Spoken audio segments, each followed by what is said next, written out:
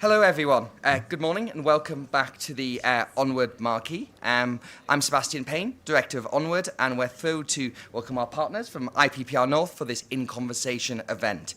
Although we come from different ends of the political spectrum, Onward and IPPR North share, I think, a great interest in not only growing the economy, but trying to do so in a way that forges better community bonds and, dare I say it, levels up the country, even though that phrase has gone a bit out of fashion in recent weeks. Not with Michael, absolutely. We're here to reclaim it today. But while we might sort of differ in the way we want to do it, maybe we're a bit more in a free market direction than Zoe, we believe that this is still a defining thing for the country, for the current Labour government, and of course for the next Conservative government in 5 years' time. And who better to welcome to the Onward Marquee to discuss this than one of Onward's founders and one of our intellectual lights. Michael Gove has held God knows how many jobs in government, but the last one as Levelling Up Secretary was by far one of the most important for defining what happened after the 2016 Brexit vote, but also after the 2019 elections. So we're thrilled to have them both here today. I'm going to hand over to Zoe, who will be doing the In Conversation today. There'll be microphones going around to ask plenty of questions. And if you haven't had enough of Michael Gove from this event, he's back here at 12:15 for another Onward event on the future of conservatism. So you can stay for an Onward double billing. But thank you all very much for coming. I'll hand over to Zoe. Thank you. Thank you, Seb, and to Onward for partnering for this event and providing a surprisingly watertight venue for this morning's conversation. We're absolutely delighted to be hosting this event in partnership with the Right Honourable Michael Gove, who will need no introduction to those of you here today. Of course, as Seb said, Michael's held many a role in government, whether that's as Justice Secretary, Secretary of State in DEFRA, Education, but of course of most interest to myself as Director of IPPR North in Manchester, his most recent role as the Secretary of State for the Department of Levelling Up Communities and Housing. So we're very delighted to have you here this morning. We're going to do three things in this In Conversation for the next sort of half an hour or so before I throw it open to you, because I know there'll be lots of questions in the room. Firstly, we're just going to open it up for a bit of reflective space. I think this is the moment for Michael Gove to reflect on his career. We hear there's a big transition about to come back into journalism, so just to reflect on Michael's career to date, then talk about levelling up and where we think the agenda's got to and where it needs to go next. And then thirdly, of course, we're here at Conservative Conference, the future of the Conservative Party, the leadership competition, whether you're going to throw your weight behind any of the contenders and what you think's at stake for the Conservative Party. So without further ado, I'm going to kick off the conversation, but then I will be throwing it open to your comments and questions later. So Michael, welcome. Thank you. So there was some big news last week, or just earlier this week actually, it's hot off the press that you're moving to be the editor of The Spectator. So you've obviously had a long career spanning firstly journalism, then in 2005 you went to become the MP for Surrey Heath, and now back into journalism. Why the shift now back into journalism? Well, I think that all political careers have a shelf life. So whether it's your time as Prime Minister, your time as a Cabinet Minister, your time as an MP. And I was, as you mentioned, and as Seb was kind enough to mention, I was uniquely fortunate to be able to come in to prepare for government. We didn't know, obviously, in 2005 that it was going to be a coalition government, and then to have 13 out of 14 years in a variety of different roles. And I felt that it was time for a new generation to come forward. I compared myself on one occasion to James Hunt, the racing driver who had driven at high speed for a number of years, but then eventually recognised that it was time to leave the circuit, as it were, and to have younger and more exciting drivers at the wheel. So that was the principal reason. And then when I left, I didn't know what I was going to do next. So I had some thoughts. I was exploring one or two ideas. And then, very serendipitously, for me, Paul Marshall, having acquired The Spectator, asked me to be editor. And to change sporting metaphors, taking over from Fraser Nelson at The Spectator is like taking over from Alex Ferguson at Manchester United. I mean, he's done an amazing job as editor. So I'm approaching this job with a degree of trepidation because he's done, in his 15 years as editor, a wonderful job standing up for free speech, bringing on a wonderful stable of younger journalists, making The Spectator one of the most meritocratic places in British politics or media, and it's just an honour to follow him. Brilliant. And obviously, you say Fraser's done a great job, but when you go for this kind of thing, or when you get offered the editorialship of The Spectator, do you have to present your vision for it for the next phase? And if so, what's in mind? What's in store? Yes, well, I think the first thing is, as I sort of indicated, The Spectator is in rude health at the moment. The fact that it had a 5-fold increase in value under Fraser's editorship means that anyone taking over has to recognise that it is a success at the moment. What I'd like to do with the additional investment that I think Paul will bring is to make sure that The Spectator's writing, but also whether it's on a podcast platform or through Spectator TV or through events, that the unique blend of wit and insight that The Spectator's writers enjoy can be shared with even more people. Brilliant. And in terms of impact, I'm interested in how you see kind of the last 20 years of going at pace in politics versus being involved in journalism. Where do you think you can have most impact? I think it's undoubtedly the case that you do have most impact in office, in government. Every politician aspires to have their party in government, even if they don't necessarily want to be a minister themselves. Most do, and when given the chance, relish it, because the privilege of public service is a wonderful thing. But as I mentioned earlier, I think that you need to know when you are on the brink of overstaying your welcome. And that was a decision that I took before the general election. In opposition, then I think that it is certainly the case that people outside Parliament can play a part in the broader Conservative movement. Now, The Spectator is a centre-right journal, but it's not a Conservative monolith. It has voices from different parts of the political tradition, and also one of its strengths is its feature coverage, its arts coverage, its lifestyle coverage is explicitly non-political.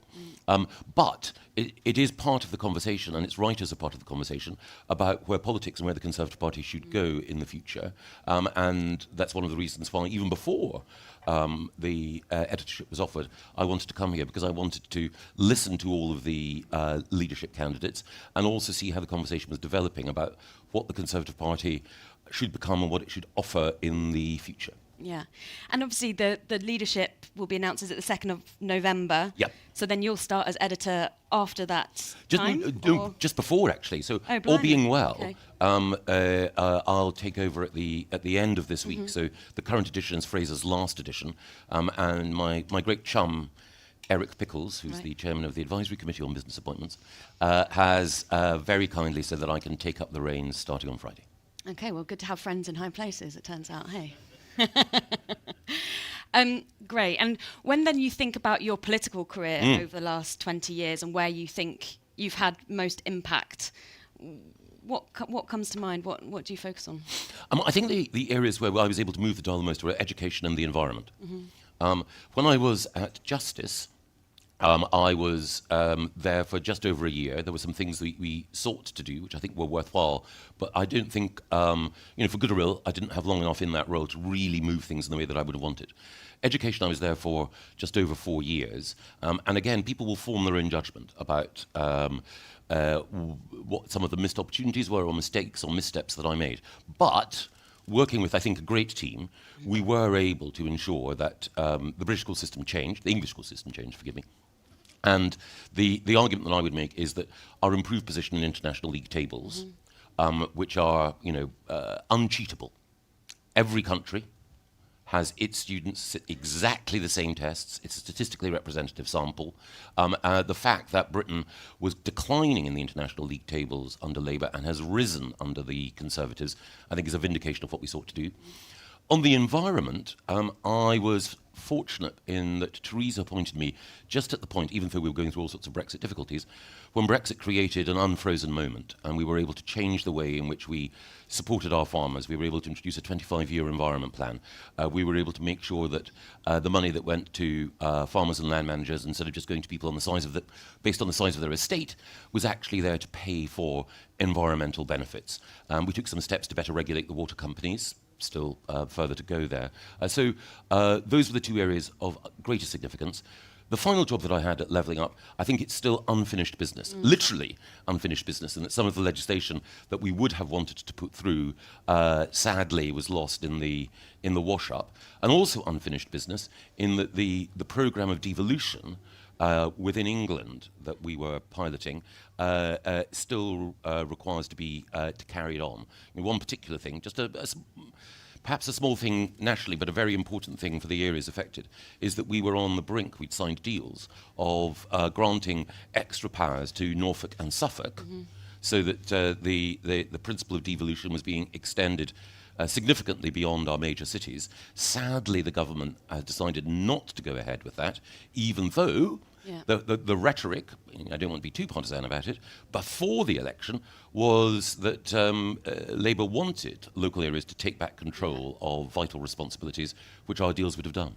Yeah, and just picking up on this point, because obviously, cynics could say, well, actually it's quite convenient for the Conservatives if, suddenly there's a completed map of English devolution with mayors everywhere, even in rural parts, because probably, in all likelihood, there'd be a lot more Conservative mayors. So is this really just a kind of political bargain?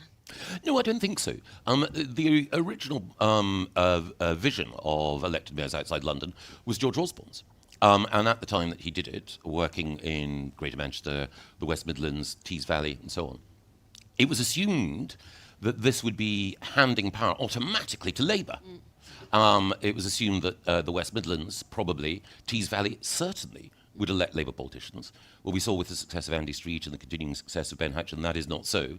And I think that one of the benefits of devolution, particularly the mayoral model, is that people are elected on a fixed term with a specific mandate to drive economic growth and prosperity, and then they can be judged on that mandate. So Ben Hatchin's re-election was a vindication of what he chose to do. And were it to be the case that a Labour or Green or Lib Dem candidate in Suffolk or in Norfolk were to put forward a compelling vision, or an independent, secure election and then deliver, then they would deserve to secure re-election. It's introducing a very conservative principle of competition and accountability into every realm of politics. And of course, Ben Hatchin is now, in effect, the most powerful Conservative politician in office in the UK at the moment.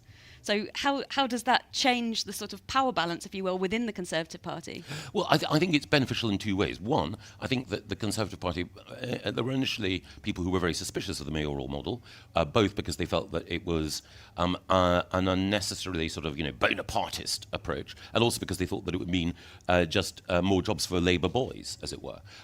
Ben's success has meant that, and indeed Andy Street's, has meant that the mayoral model has secured much more widespread acceptance amongst Conservatives overall. And Ben's position in the Tees Valley is also a very powerful, not reminder, but a very powerful engine for refiring our commitment to levelling up. The fact that the area that he represents would have been thought of until his election as a quintessential Labour heartland, the fact that at the general election, against the general run of events, we held the Stockton West seat, and the performance of candidates like Jacob Young and Simon Clarke in that area outdid the general trend. I think that shows that a critical part of our recovery will be in the north. Interesting. And so you talked about kind of having some regrets or some reflections, let's say, on that period, or unfinished business, I think was your words. What do you think will really shift the dial on regional inequality when we look ahead, and what might you have done differently with that in mind? Well, I think the Levelling Up white paper that we produced was a prospectus for 10 years. And within it, there were some really rather ambitious commitments, missions, before the word became fashionable. Decade of renewal, missions. Yes, completely. So you can see that some of those tunes are being played on the Labour karaoke at the moment. But the critical things, I think, though, were the patient attention to towns as well as cities, improving connectivity critically, improving education, because again, to be fair, Bridget Phillipson has pointed out that one of the problems in our education system is not just social but also regional inequality, and also making sure that some of the steps that we took in devolution in Manchester and the West Midlands, where more powers were allocated to mayors, should also go to other areas as well. The thing about levelling up is that there is no single ingredient that ensures that we tackle regional economic inequality. There needs to be a sort of multi-pronged approach, strengthened powers for local actors, but also central government taking a new approach. One thing in particular that we were working on was changing the way in which the Treasury decides what is value for money. The Treasury has a sort of variety of Bibles, but one of them is called the Green Book. And the Green Book lets you know what the nominal return on a particular investment is. And the way it works, unfortunately, means that the nominal return, say, on improving train times between Guildford and London is weighted disproportionately in such a way that it looks much better in terms of bang for your buck than improving rail links between, say, Sheffield and Manchester. And changing the way in which the Treasury thinks and operates is just one part of what's required. It's interesting you're saying, I agree with you that there's no one single ingredient for regional equality, but I suppose one thing that I think the regional agenda really lacks is a sense of prioritisation. Yes. And if you were to critique the white paper, which I think was actually very comprehensive in its approach, it was perhaps a sense of, OK, well, where do we put our next pound? Yes. So with that in mind, like, have your time again, you're back in the DLUC Secretary of State chair. Like, where do you focus investment? I think what we were seeking to do was to focus investment on a geographical basis. So it's entirely understandable that one might say, well, actually, the single most important thing is improving transport connectivity between towns and the satellite towns and a central city. Or the single most important thing overall is schools, further education and so on. But rather than taking that approach by sector or by policy, we wanted to take an approach by geography. And in particular, we developed a series of what we called levelling up partnerships with individual towns: Grimsby, Blyth, Blackpool. In Blackpool, the biggest challenge is the state of housing. Blackpool has it has faded glory. It's recovering as a tourist destination, but the state of its housing stock is appalling. A significant amount of its housing stock is used for people who have who are on benefits, who have chosen to move there because their pound goes further than it would in Manchester.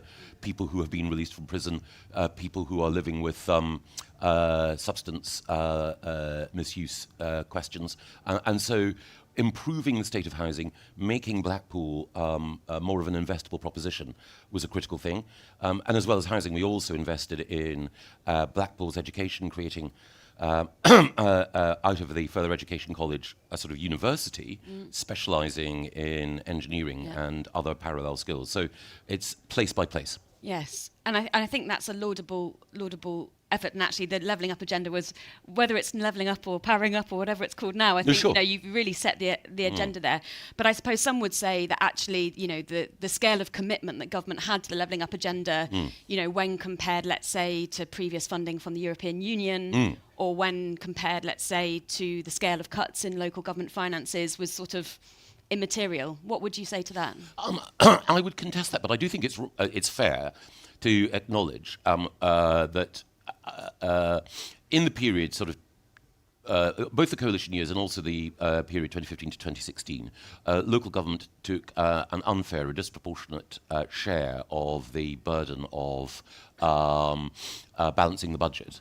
So overall, the strategic decisions that David and George took I think were right for the economy, but it was undeniably the case that local government suffered as a result. Everything from being denuded of some of the cash required for planning officers to being able to support some of the non-statutory services that make places so special. So that is undoubtedly the case. But I would argue that after 2016, and particularly after 2019 under Boris, there was a determined effort to ensure that time, attention, and resource was focused on levelling up. The phrase is Boris's, the decision to create a department, the decision to go further, faster on devolution, the appointment of Andy Haldane, one of the brightest minds in British policy making, to be a second permanent secretary at the department. All of those were Boris's initiatives. So it was he who gave it the momentum. It faltered a little just by the end, but that's partly because, again, we were facing significant political headwinds, which resulted, sadly, in a general election result that the consequences of which we're living with now. And I think, as you say, it has set something in motion, and actually now kind of devolution, it feels like a one-way street, even though actually the combined authorities outside of Greater London still don't have any legal protections. Is that something, do you think, should be corrected? Should devolution sort of be a ratchet that you can't kind of go reverse on? Well, I'd like to think so, but I'm not sure that at various different points. I was as guilty as anyone of saying we need to underpin this with legal protection, but ultimately Parliament is sovereign, it can choose to reverse it. What you need to do is to create a situation where the benefits are so clearly obvious and delivered that people would not wish to go back. So I can see why putting things on a statutory basis is a very powerful signal of intent, and it creates a barrier to any rollback. But what I would want to do was to be in a position where, rather as with, the academy movement, people might want to, and I fear Labour may, tinker with the model, but you're not going to fundamentally, or I hope you're not, going to reverse it because the benefits are clear. Yeah. And in terms of then the kind of legacy of this policy and looking ahead, what's the end game to you of levelling up? What does it look? What does a levelled up UK look like? When will you know that the kind of job here is somewhere to be incomplete? I think you, first of all, the missions that we put in the white paper are clear signals, clear staging posts in that way. But ideally, one would want to be in a position where, and I know that it sounds utopian, but where you had a mayor covering every part of England's geography. There may be one or two areas that don't want it, but I would ideally like to see that. But more particularly, one where you have,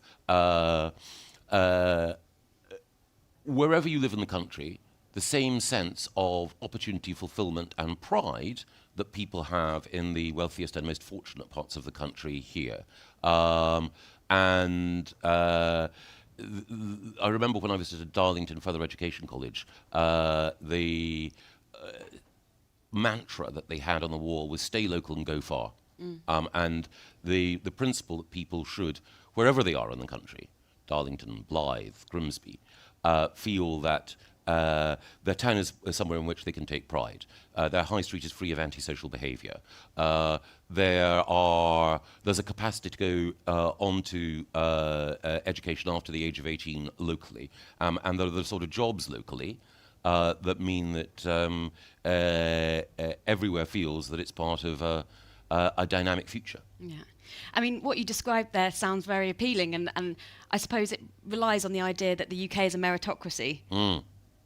Do you think we're a meritocracy? No. I can't think of any country that is a perfect meritocracy. I have one quibble with meritocracy, though, in one way. As you know, and as I think most people here will know, the meritocracy, when it was coined as an original term by Toby Young's father, was meant to be a warning, not an aspiration.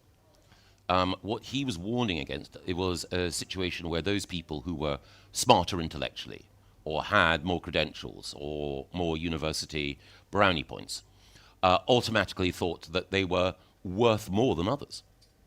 And key to levelling up is a recognition of what David Goodhart has called the equality of head, heart, and hand.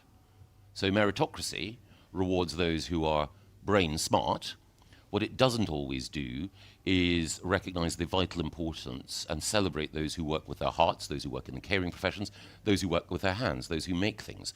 So in that sense, I'm wary of using the word because of those connotations. However, in a broader sense, is it the case that however talented you are, in whatever realm, that you can succeed in the UK, and it doesn't matter where you're born? Manifestly not.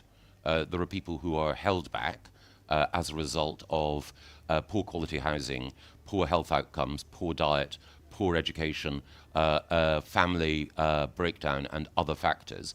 And so they all require to be addressed.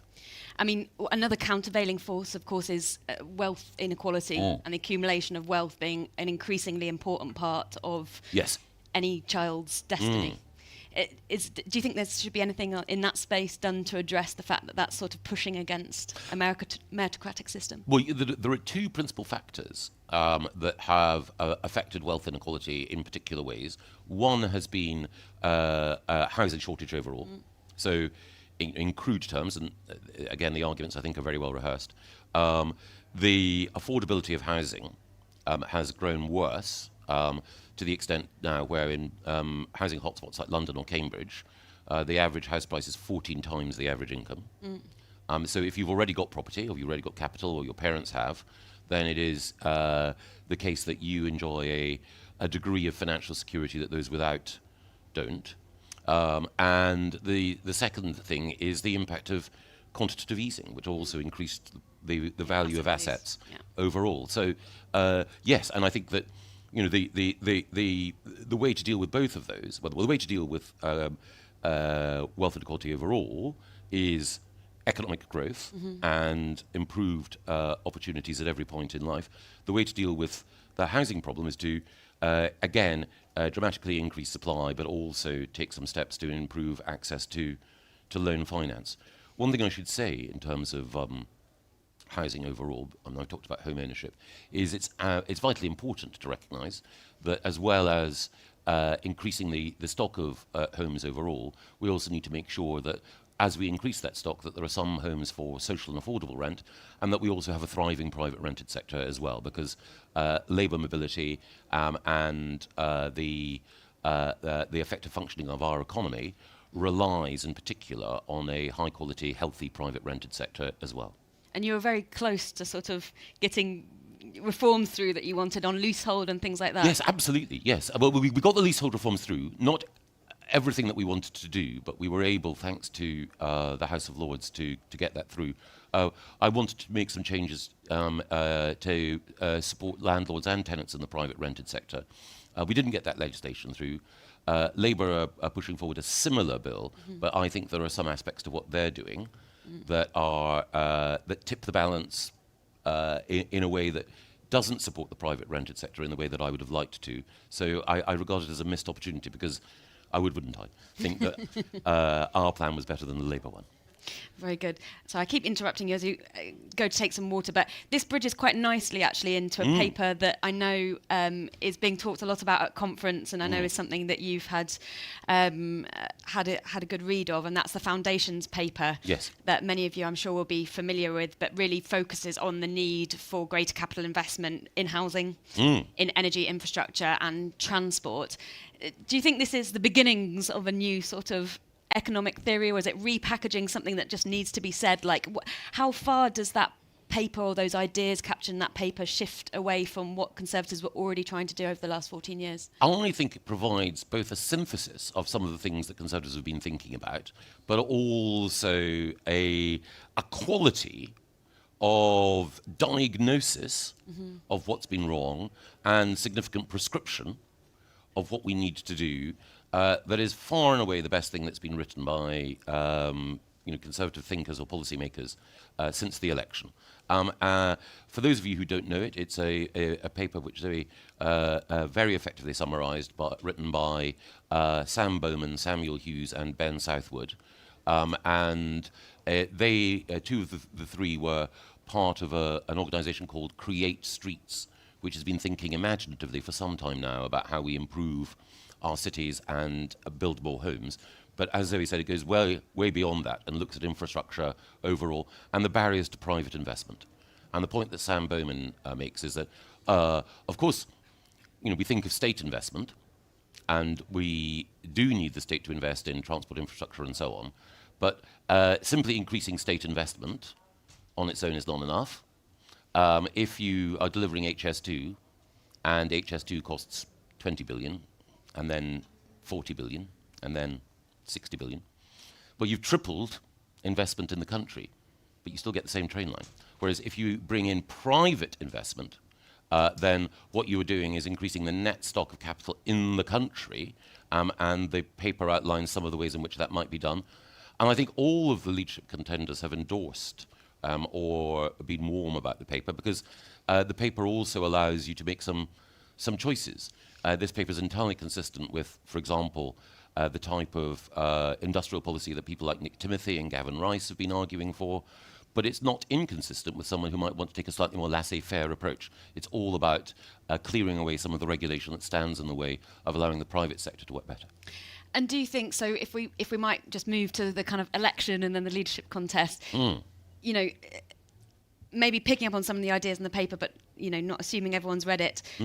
What's your assessment of why the party lost, and what needs to happen next? Well, it's difficult for me, because I was, if there are guilty men, then I'm one of the guiltiest. I was there for 13 out of the 14 years. So my immediate saying, well, actually, is slightly cheeky. I made my fair share of mistakes and errors. But in a spirit of trying to be fair, I think the essential thing was the loss of economic credibility. And I think our economy suffered, as every economy suffered, because of COVID. There are very few incumbent governments that managed to secure re-election after COVID. And whatever view one takes on the merits of lockdown or otherwise, the economy was always going to take a significant hit as a result of that. Liz, I think, rightly identified the need to go for growth. She made a compelling case in the leadership election, but the execution of that was flawed in a number of ways. No need to go over them now, though people might want to ask me more. And that, I think, was the critical, difficult moment. I think the other thing also was that you can only stretch the electoral elastic so far. There comes a time when people think, thank you. Sometimes they use a different two-word phrase. And it's over.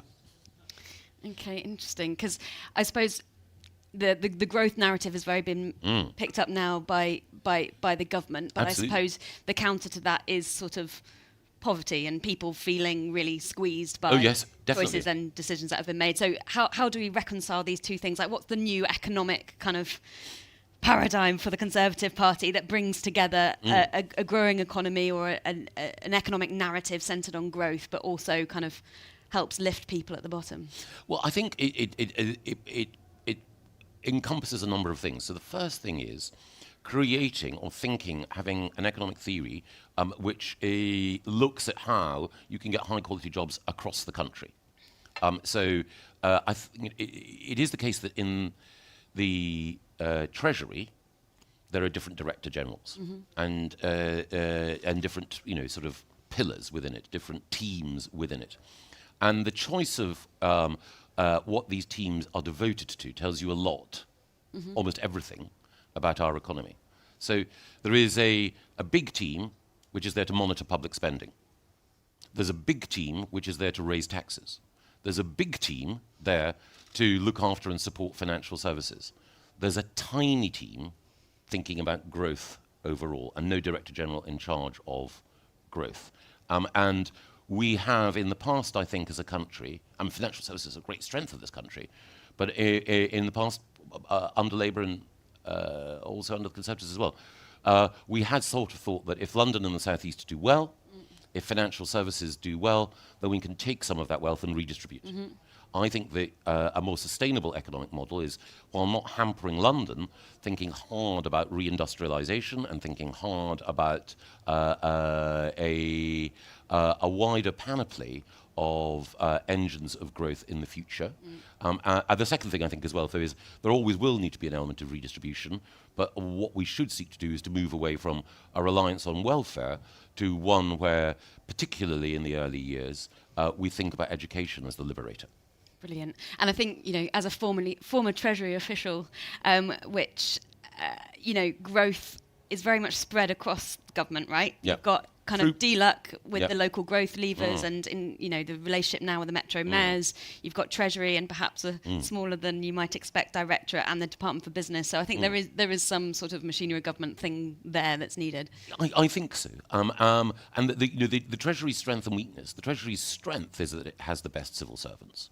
Its weakness is that it has the best civil servants, because there is my former colleague Sam Friedman, who worked as an advisor to me when I was at the Department for Education, and he's not a Tory, by the way, emphatically not, but he has coined the phrase "Treasury brain," and it speaks to two things. The Treasury is where the brightest brains are in government, but it's also the case that the Treasury brain, and it's quite a small C Conservative thing, looks at different propositions, and it takes the view, you, sir, are saying that if we invest now, we'll secure all sorts of benefits later. I've heard that 100 times. All I know is you calling on me to invest now, that means spending money. These benefits, they may never come. So there's a classic sort of Tory scepticism of utopianism within the Treasury, but the parallel to that is there's also a scepticism towards anything which is, in Treasury phrase, novel and contentious. And I once argued, when I was at the Cabinet Office, that if Winston Churchill had wanted to launch D-Day in 1944 and the Treasury was in the room, they would have said, "What, a land invasion? That's novel and contentious." I want to be fair to the Treasury, but I also think that it is a challenge. Yeah. If I may bring you back to the politics, and then in 5 minutes I'm going to kind of open up for questions, so do get them ready. Obviously, the Conservative Party at the last election was squeezed sort of on both fronts. Reform to the right, Lib Dems to the left. Yes.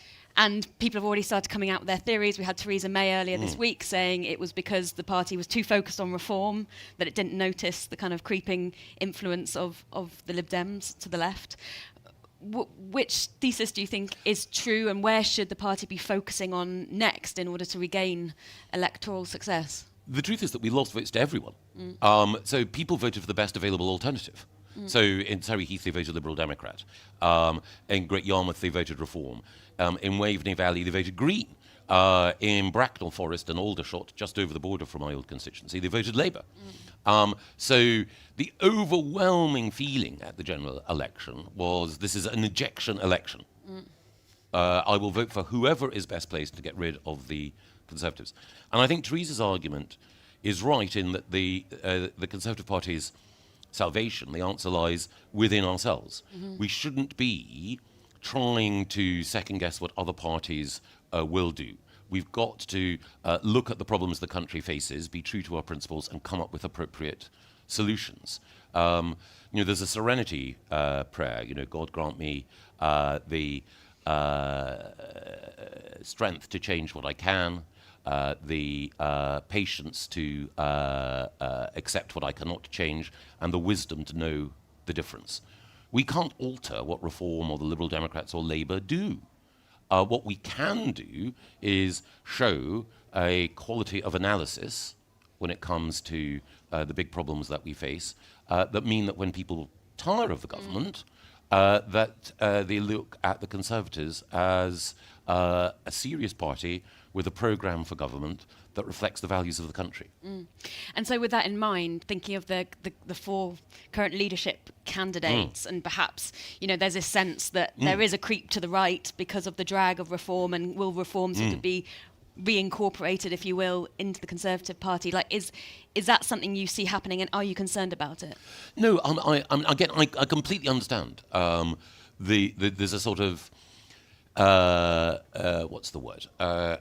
Prevailing media narrative about rightward drift and so on. But I'd say two things. The first is I'm old enough now to know that every time a new Conservative leader is elected, it is depicted by our opponents as a lurch to the right. When Ted Heath was elected, it was depicted as a lurch to the right. But to grapple with one of the essential things, I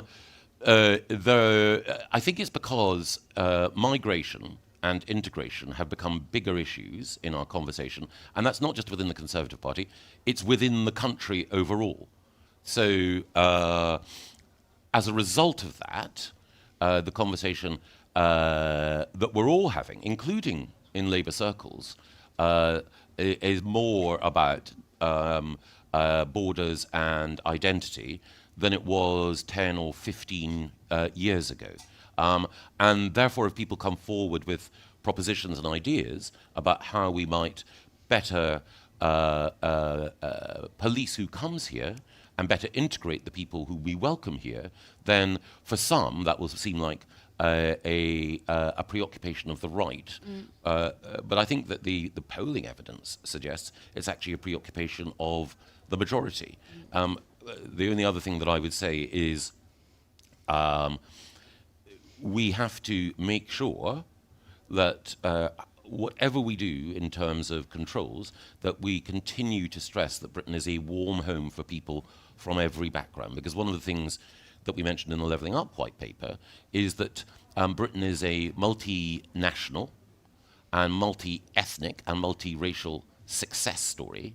And in no other European country, and I don't mean to be derogatory to any of them, in no other European country would you see people from such diverse backgrounds at the top of politics, at the top of our FTSE 100 companies, at the top of universities, at the top of think tanks, and so on. So it is a hard-won blessing, but I know from my knowledge of all four leadership contenders that they are absolutely committed to that. And finally, before I open up to the floor, what would you make of a second Trump presidency? So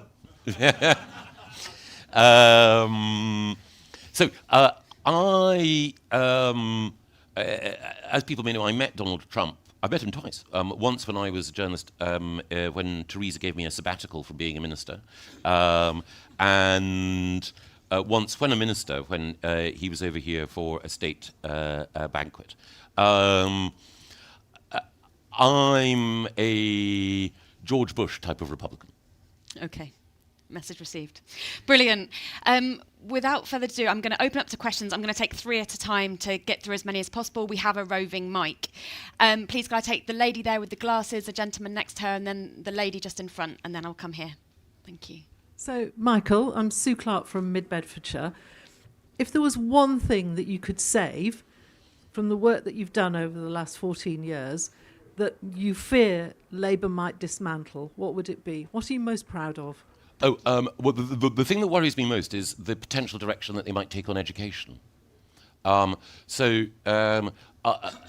far, and it's obviously early days, the 3 things give me pause for concern. They needn't necessarily turn out bad, but they give me pause for concern. One, the change to Ofsted. It was a tragedy that one individual inspection was followed by suicide, horrific tragedy. But my worry is that the sharp accountability that we need in order to improve the school system is progressively being eroded. Linked to that, the requirement for academies and free schools to follow the national curriculum. Linked to that, the fact that the person who's been put in charge of the curriculum review, who is a very talented academic, but some of the language around what they want to do suggests to me that we'll be moving away from the knowledge-rich approach that has yielded such benefits.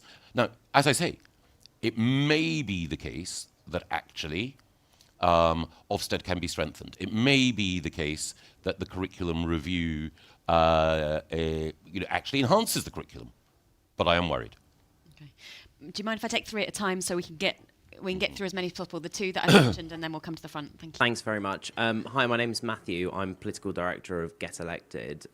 We're trying to get more young people involved in politics. I was the campaign manager in Harrow East, where we were given 1% chance in the exit poll and ended up doubling the majority and making it the safest seat for Bob Blackman.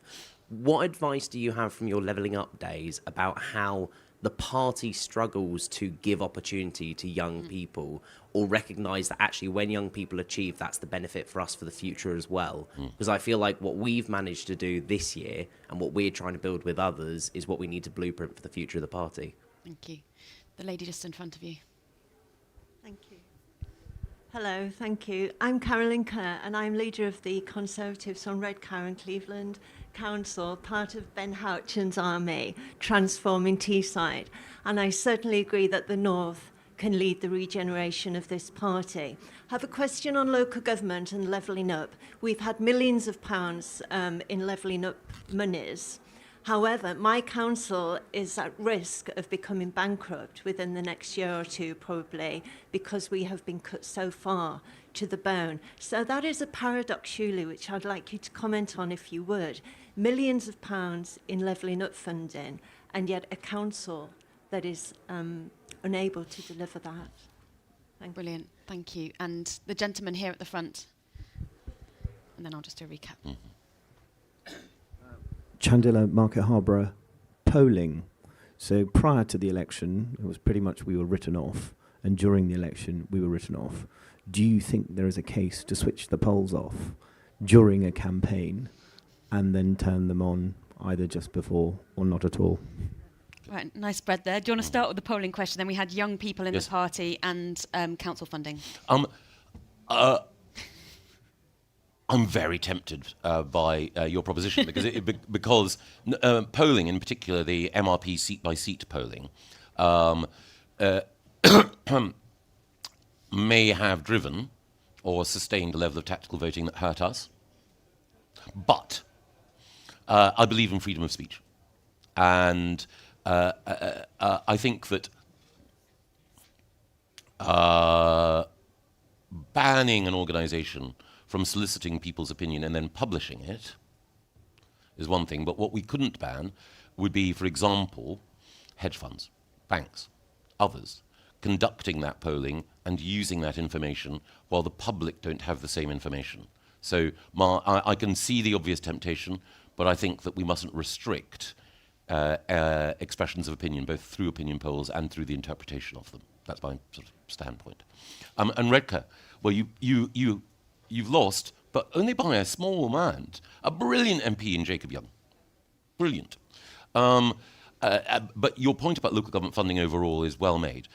Those local government leaders, those councils that had to issue a Section 114 notice, which say that they were in deep financial trouble before the election, were all councils that were poorly run. But I was very well aware of the fact that we needed to ensure improved funding for local government. We managed with Rishi to secure improvements in funding for local government, but I'm very well aware that there are some councils that are in a very finely balanced and precarious position. And you are right that the balance between levelling up funding that's allocated centrally and local government funding needs to be got right. I think we were getting close to that, but you are absolutely correct that we need strong local government in order to deliver that change.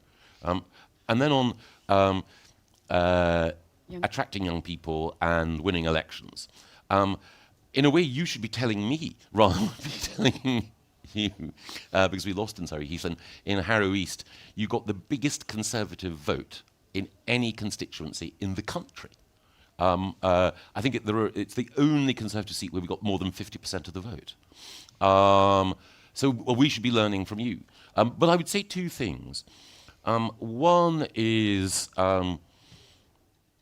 we should be thinking, and there are people in this room who are better equipped than me, about how people meet, socialise and organise. Because one of the things that the Conservative Party tends to do, because we love tradition, is that we tend to have the same types of social events and the same types of meeting that we've had for a long time. And the world has moved on, and not everyone loves a AGM committee meeting with minutes and vice chairman for this and trustee of that. And not everyone wants to spend what is often required in order to ensure that there is a 3-course meal with the speaker coming on at 10:15. There are different ways.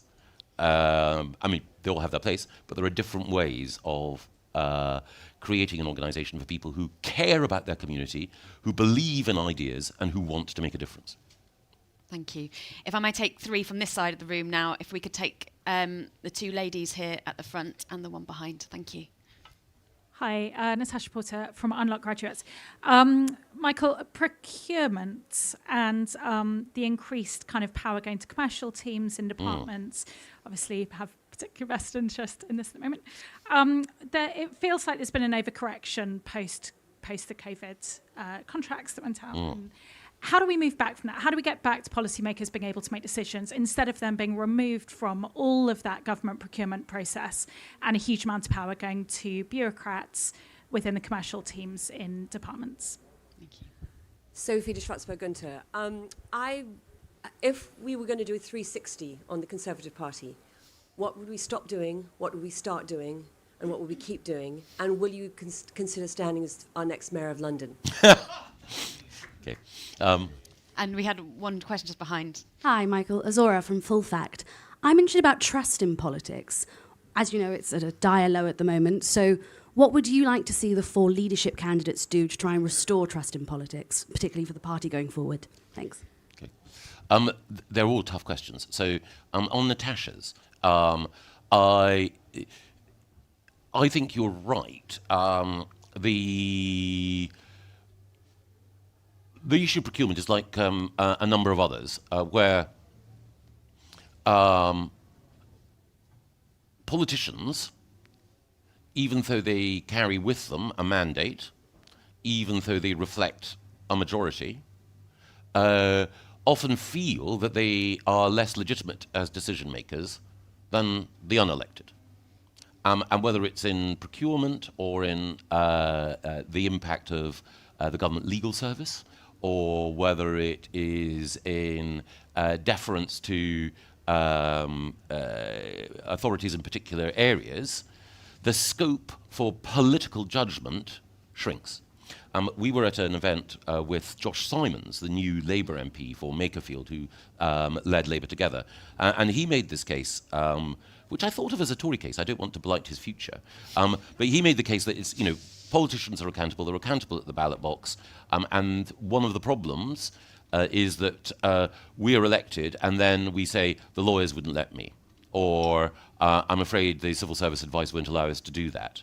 I'm not arguing that we should break the law. I'm not arguing for the politicisation of the civil service, but I do think that a greater scope of discretion, ministerial, political discretion, is right and wise. Also on COVID, me and others, have taken quite a lot of flack about the VIP lane and all the rest of it in COVID contracts. The VIP lane was a decision taken by civil servants for what I think were actually, quite understandable reasons. So, even when you have a situation where you say, I'm going to recuse myself from this decision, the minister still carries the can, still bears the responsibility and the obloquy if things go wrong. So one may as well actually, knowing that you're going to face that responsibility, play a bigger role.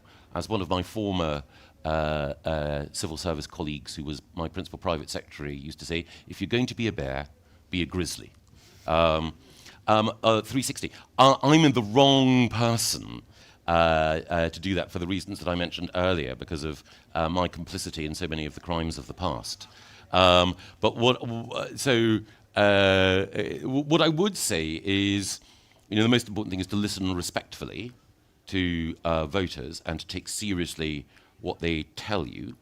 You don't abandon your values and principles, but you respect where they are on everything from migration to the NHS. As for standing for Mayor of London, no. You need someone much younger, much more effective, and much better looking than me. Yes, sir. Okay. And then, how do we restore trust in politics?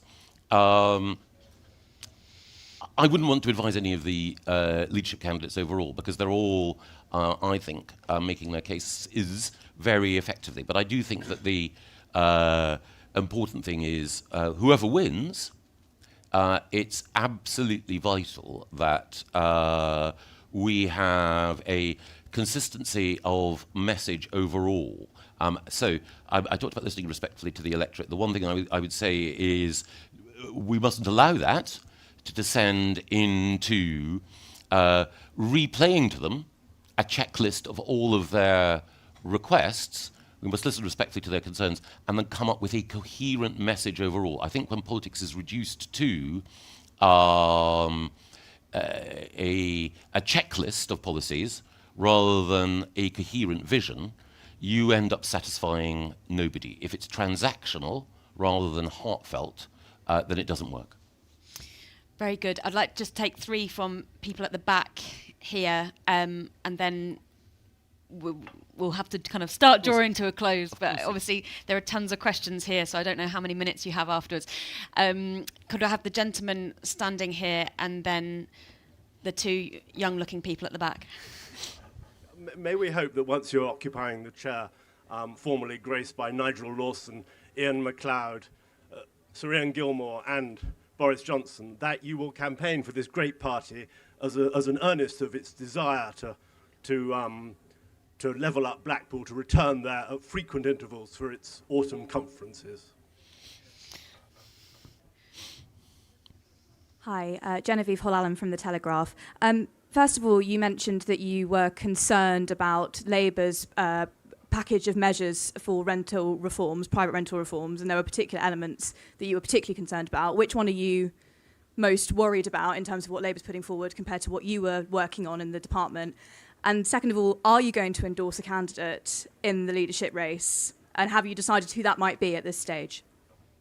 Very good. Thank you. David Walsh from WWF. You talked about the unfrozen moment for climate and nature as one of your sort of proudest moments, and up to COP26 it certainly felt like the water continued to flow from the government. Since then, do you think the Conservative Party has gone cold on climate and nature action? And how should the Conservative Party combat and contrast with the increasing Labour leadership in this space, where the green transition is a key part of their industrial strategy and levelling up agenda? 2 small questions to end on there. So yes, I love Blackpool. The Conservatives must return there. We had a spring forum there a couple of years ago. I will also campaign for an improvement of the rail link from Preston to Blackpool so that we can have direct trains to Blackpool again. On renters reform, I would say that the most effective critique has come from Ben Beadle of the National Residential Landlords Association. So I can't do better than refer you to some of the points that Ben has made on this. I won't endorse a candidate because my endorsement would be blight on their prospects. I don't want to burden any of them. Might ruin your relationship when you're Mayor of London. And exactly. You know. Don't want to burden any of them with that terrible weight. Yes, I think one of the things that I think is important in the debate about nature is not allowing the debate on energy to squeeze everything else out. So, yes, we need to decarbonise our economy.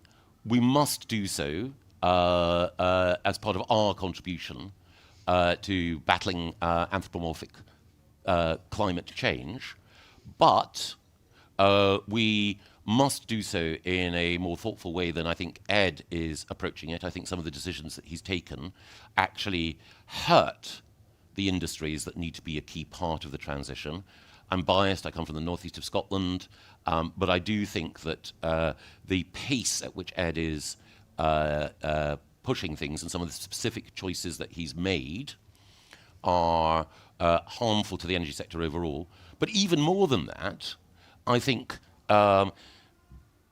environment and nature is not just about carbon. It is also about habitats, landscapes, wildlife, soil health. And that is why I worry that the Treasury seem to be reducing the amount of money, or seem to be intent on reducing the amount of money, that goes to farmers and land managers through the environmental land management schemes. That would be bad for nature and also bad for food security.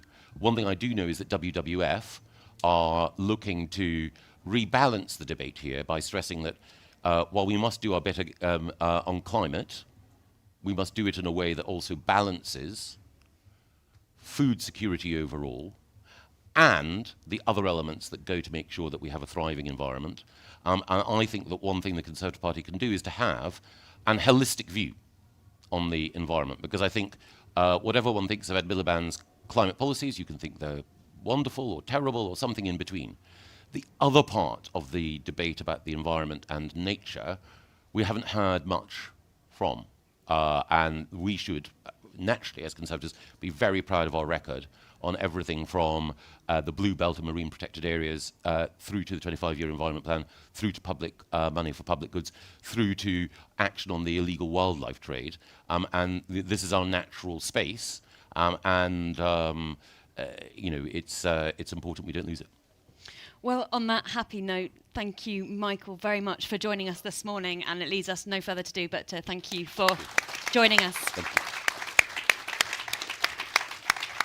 Thank you.